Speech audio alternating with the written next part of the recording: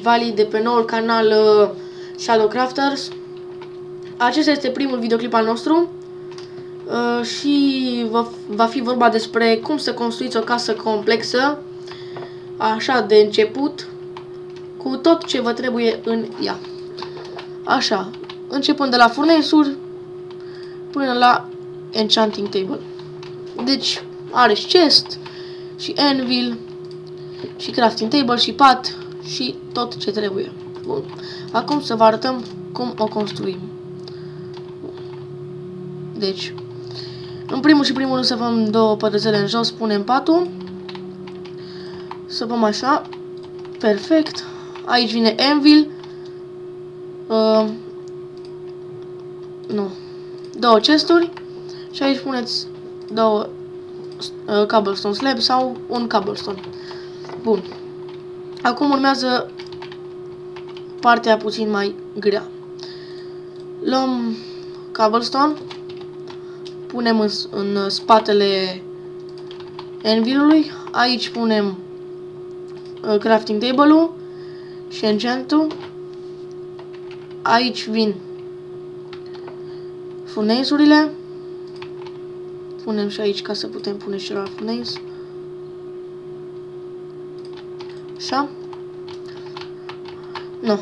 Am gătat casa. Acum trebuie doar să punem uși. Punem o ușă aici. Așa. Una aici. Una aici. Una aici. Așa. Acoperim practic tot cu uși. Și am gătat. Ușa asta nu-i pusă bine. Așa. Am gătat. Totul este perfect. Acum urmează doar acoperișul, care nu este cea mai grea parte. Așa. Începând de aici, de pe ăsta, puneți două stone slab-uri. Apoi de la ele mergeți cu una. Să acoperiți toată partea. Așa. Toată casa. Acum de aici de jos mergeți tot așa până acoperiți tot. Gata. Casa este făcută.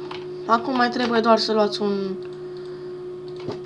o torță și să o puneți undeva unde găsiți loc. Mai exact aici.